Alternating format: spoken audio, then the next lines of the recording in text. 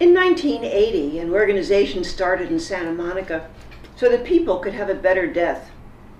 It lasted 25 years and started people thinking about how they might want to plan for a peaceful, dignified, and humane death of their choosing. That was the Hemlock Society.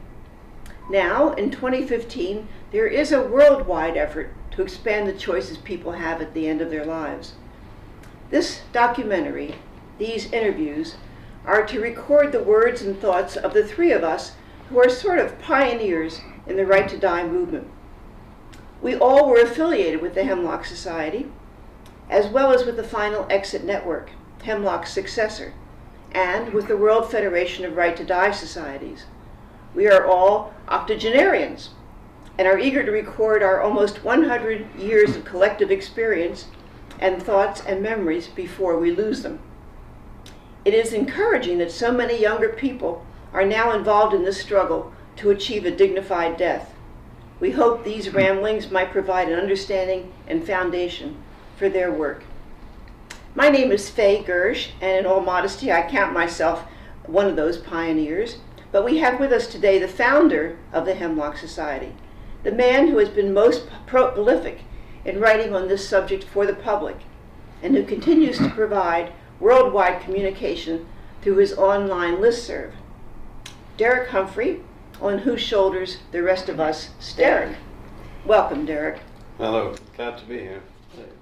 You have been very transparent about your life.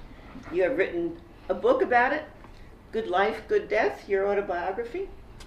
You can be Googled and your whole story is on the web. And in the DVD that you made, the Final Exit DVD, you talk about how you helped your wife, Jean, die.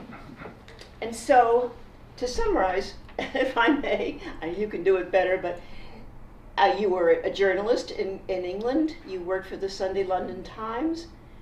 You were married happily to Jean and had 3 sons. And she developed breast cancer, which spread to her bones. Yeah. And then what happened? Well, she, despite all the medical treatment that was available in Britain and good pain management and everything that could be done, she was crucially terminally ill. And on one occasion she nearly died. And then a few days later, when she came out of the coma, I went in to see her, of course, and she perked up and she said, I want you to help me to die. That must have been a shock. Well, it was certainly a surprise. And, but I said, okay, I will, but what do you want me to do?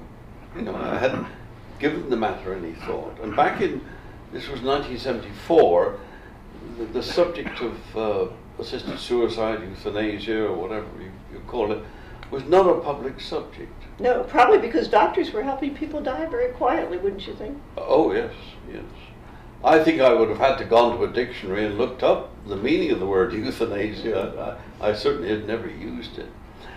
Anyway, I said, what do you want me to do? And she said, go to a doctor, get an overdose of lethal drugs, put them away quietly, and when I'm ready to die, you hand them over to me without any discussion, and I take my life. She also added the rider. She said, if I ask for this too soon, or I'm addled with so many painkillers that I'm taking, or there's a miracle cure for cancer, don't give me the drugs, don't hand them to me. But it was, there was no question of injection or anything like that, or she was going to do it herself, so long as I provided the drugs. She was bedridden, of course, and couldn't get them herself. So I went to a doctor in London that I knew, and I knew he was a kind and thoughtful man, although we'd never discussed this issue, and he didn't know Jean. And I explained the situation to him and what she wanted. So you were putting him at risk. Oh yes. And he knew that. But then we trusted each other, and he took me to pieces about her illness, how it was, what the treatment she'd had, at what stage it was. And then he said, she has no quality of life left. And he went to his medicine cabinet and gave me the lethal drugs. And we shook hands on a pact that I would never reveal his name. And you never have. And I never have, because this was in England and we were both committing a crime. He was prescribing lethal drugs, which he shouldn't do, and to a non-patient. And I was assisting a suicide, which in English law still is. Up to 14 years imprisonment can be earned by that. But what Jean wanted seemed to me and to him common sense, and it was her wishes. She was an intelligent, thoughtful woman, and had suffered greatly. The boys and I had witnessed and helped her, and seen her suffering over the years. How old was she? She was 42 at the time of her death. Yeah. There's a lot of pictures of her around, but I think she was in the prime of life, and she was desperate to live. She wanted to live the rest of her life, but she faced up to her death with realism and sensibility. She'd seen her mother die about 5 years earlier in great pain and suffering, not properly looked after by the doctors and so forth. And she must have vowed, that's not going to happen to me. And so I took the drugs home, put them in a secret place out of anybody's touch. And I said to Jean, I have them, and when you ask for them, they are there. And it gave her sort of consolation. She took a third chemotherapy. She didn't want to end her life. And it gave her a few months remission. And we had some happy times, although, she was very ill, but, we had a good Christmas. And then her cancer had spread to her bones by that time. Yes, it spread to her bones, and then fragile. Within a couple of months, it spread to all over her body. All her vital organs were there, and the doctor said, to me, and she's dying. There's nothing what we can do about it. But they gave good pain control, and the best there was in England. And she took all the pain medications. She was in great pain, but then within minutes the pain would be reduced but of course she would usually fall asleep under the influence of the drugs and so forth. So it got worse, and one week I detected a change in her, and there was a sort of positiveness. And then she woke up one morning, and she was crucially ill. I think she probably only had, I can only guess, perhaps a month to live or so. And she just quietly said to me, "Is this the day?" And that's the biggest question, whether I should agree to that it is the day. And I prevaricated somewhat, and I said, well, the pain is getting worse. You'll have to go back in the hospital for specialized treatment and so forth. And immediately I showed some sort of a sense. She said, "I'll die at 1 o'clock today." That's a determined woman. She'd made up her mind. Unknown to me, she'd sent the 3 boys, she'd sent me on a fool's errand to the market to get food we didn't need. And she called the 3 boys in and said goodbye to them. I didn't know that. She'd done that privately, but she told them that she was going to die the next day. And they'd seen her suffering, and they knew her, and they, reluctantly understood and just stood back.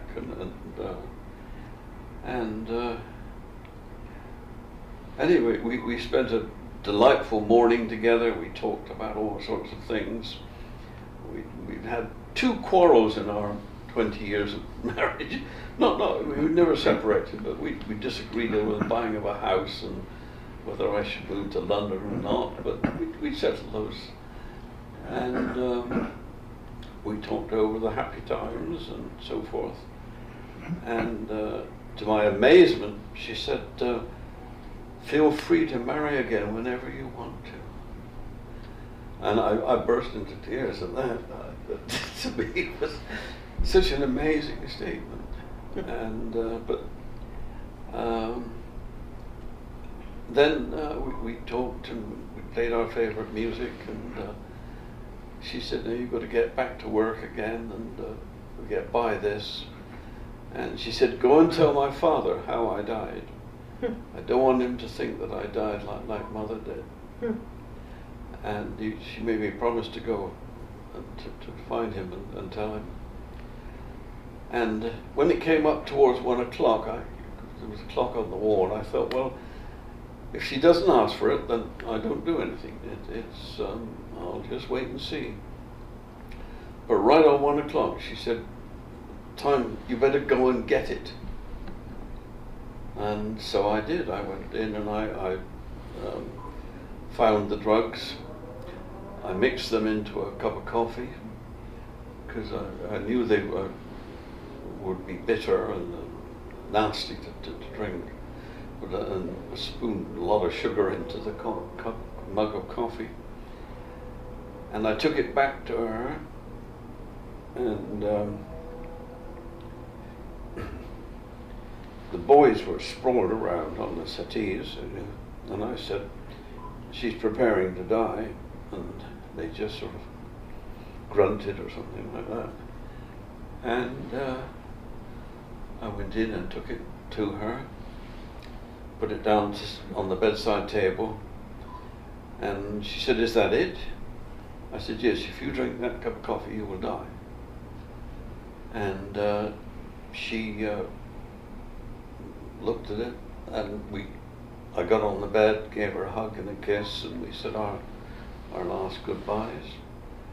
I got off the bed, and so she could lift the coffee to her mouth, and she picked up the mug of coffee of her own volition and drank it down.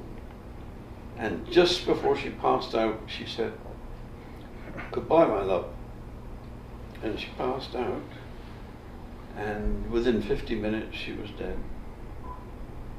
And I was staggered. Her courage and determination to do this on her own terms, in her own way, was quite amazing and rewarding in a way. I thought, such courage, such decency in the face of this worst adversity you could have is to be dying at 42 in the bloom of life.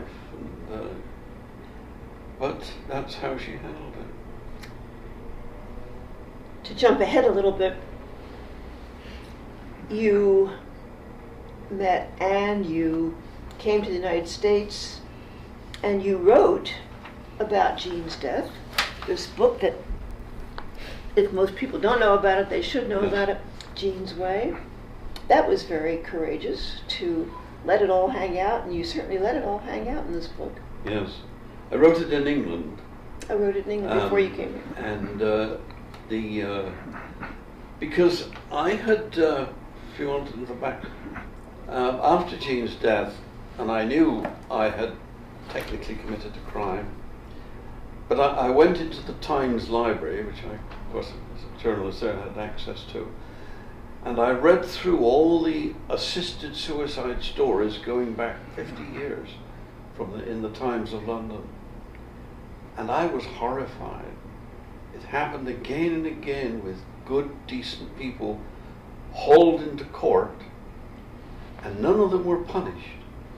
The judge would always say, "You are guilty in a Christian society, and you shouldn't have done this, but go home. I'll suspend your sentence, or I'll give you parole," or they would find an excuse not to actually punish them. They'd admonish them, but not punish them.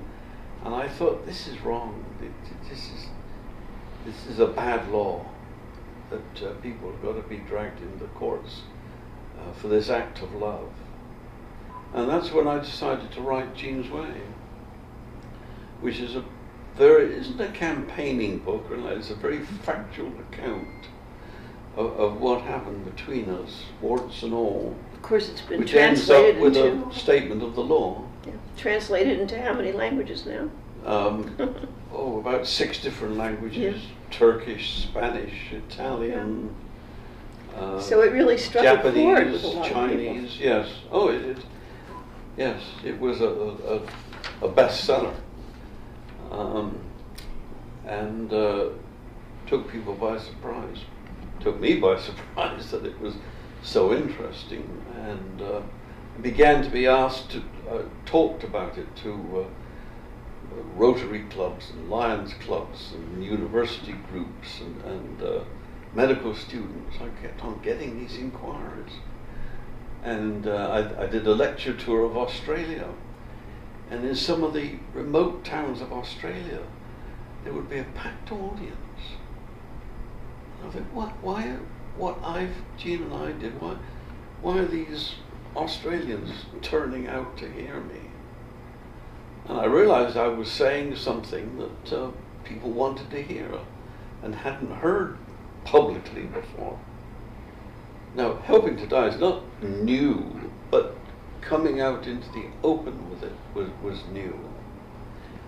And when I got back, I was on a television program, and they said, the interviewer, Mike Wallace of 60 Minutes fame, in his blood, what are you going to do about it, Derek?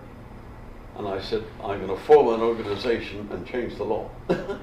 So we were, and then when I realized that was in my mind. So within a couple of months, I announced the formation of the Hemlock Society. Tell us about the... It is based, it comes from Socrates and his association with hemlocks, what is famous. The ancient Romans and Greeks, so we hear, often took their lives, if they had to or for other reasons, with an overdose of hemlock. So we called it the Hemlock Society, because Socrates didn't just, he talked with his pals about it. Should I or shouldn't I? And should I take extradition instead, exile instead? And that was what we wanted people like Jean to talk about, ending their life. And perhaps not do it, at least discuss it, don't do it precipitately or so forth. And eventually, the Hemlock Society was founded with 2 goals. One, to help people as much as possible currently, and the longer term view was frame a law and get that law passed throughout America. And you managed to get yourself a pretty distinguished board, and you got 1 member, if I remember correctly, and then you doubled it the next week, I think. Isn't that the story? The press said... What's your question? Well, first of all, you had a distinguished board of directors. Yes. You see, I formed a non-profit corporation in California, and I had to have a board. And I think it was a board of 6, I think it had to be, according to law.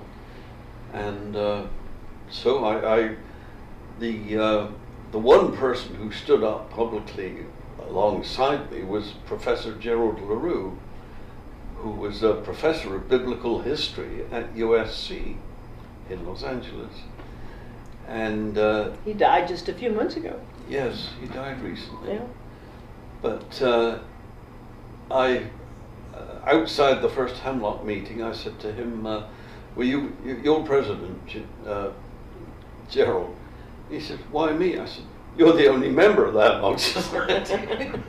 And he laughed and accepted it. And was a very fine president for about the next 10 years. It was a distinguished figure. Let me run it, but kept an eye on things and chaired the board meetings and did great work. To get back to the book, Jean's Way, you wrote that with impunity. You said you were questioned back in England, but nothing was done about it. Yes, when the book came out, it attracted enormous publicity, and one of the newspapers called the director of public prosecutions. In England, there's one top prosecutor for the whole country, and said, this newspaper said, what are you going to do about Derek Humphry's book, and because he admits the crime? And the director said, I'll investigate it. And he did. He turned called the local police and had the police started. And police, by arrangement, came to me. 2 detectives came, and as soon as they came to the door, I said, I'm guilty. I did it. The book is true, and whatever I said on television is true. That took the wind out of this. I guess. Yeah. They wanted to know who the doctor was. I said, I'm not going to tell you. Well, we got to know it. You've been asking to. Kingdom come. I am not going to tell you ever. And that was it. The director of the police interviewed family and doctors and looked into the whole matter. Most important, they talked to Jean's girlfriends. And Jean apparently, not in my presence, had said to them on odd occasions, I'm not going through to the end with this. I'm going to end it myself. And they told the police that. They said, gee, it was Jean's plan, it wasn't Derek's. And that's what helped me, because if I'd been bad in any way, encouraging or pushing, then I would have been in trouble. But the evidence of the girlfriends was that Jean had talked about this quietly. And I got a letter from the director of public prosecution saying, I'm not going to prosecute you, and I admire Jean's courage in handling her end. So there was no case brought, thank goodness.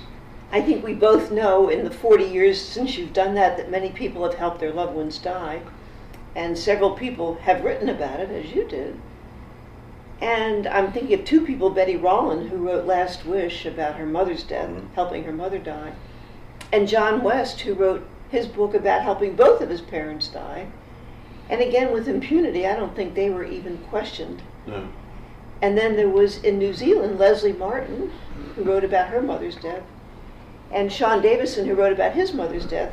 And they were both prosecuted. Yeah. And I'm just wondering, is it random that this happens, or is it depends on the country? Or I think probably, well, as I said, Jean's girlfriends saved me, in a sense.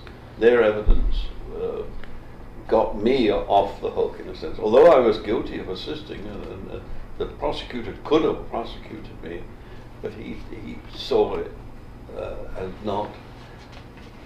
What prosecutor you get, and obviously the prosecutor was on my side, sympathetic, and ruled in my favor. With the other cases you mentioned, they've not been so fortunate. They didn't even have prosecutions. I mean, they just, well, in New Zealand they did, and they were, Leslie had to serve time in jail, and Sean had to serve house arrest, but yeah, but Betty Rowland never did, and John West never did, so no. Sort of interesting.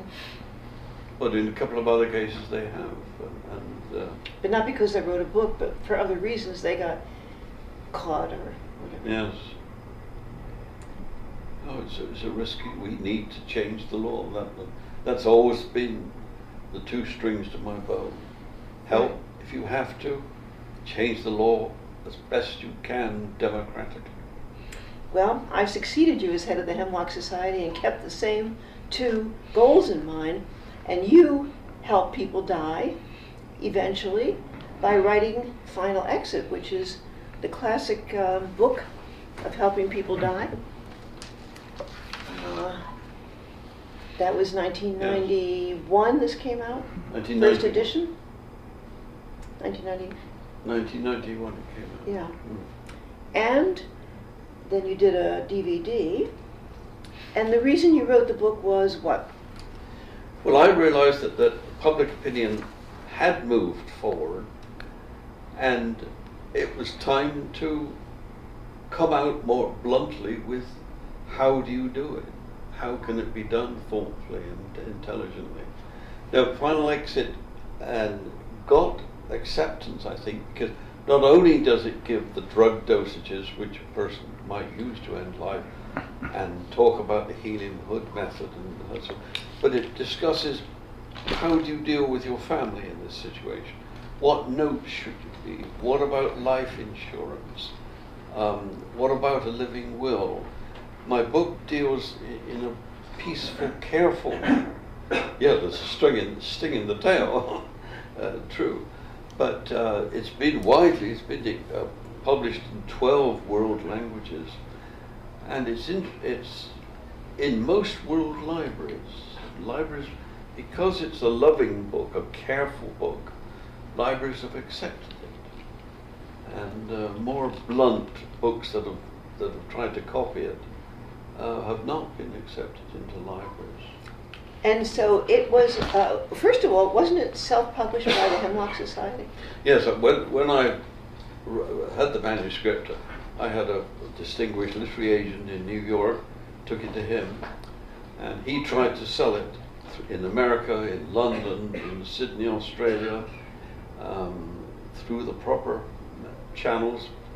Nobody would take it.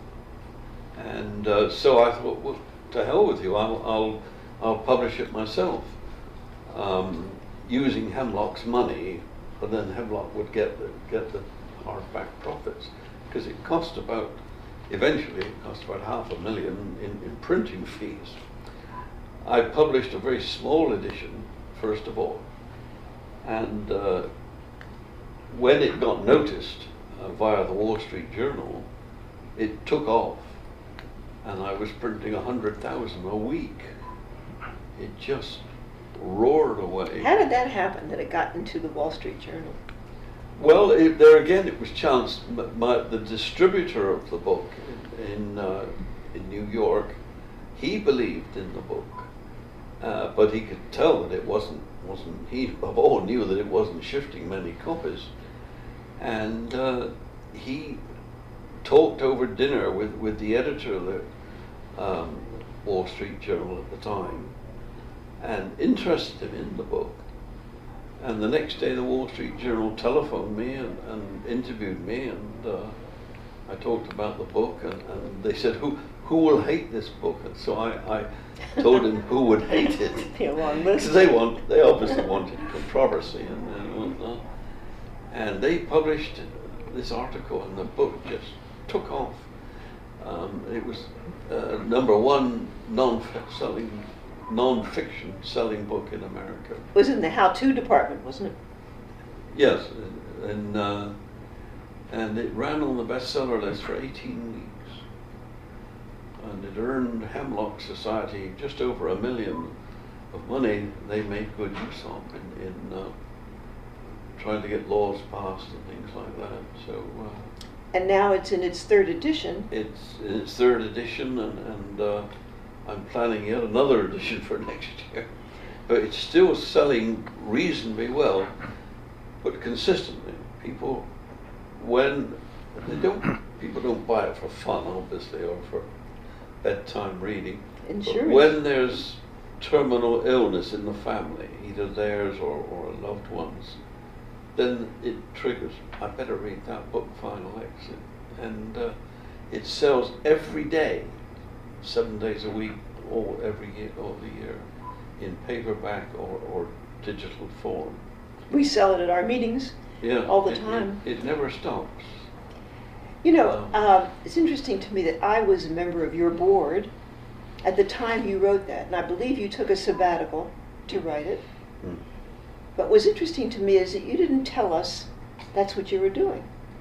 And you didn't ask us our opinion, because I would have said, oh no, don't write anything like that.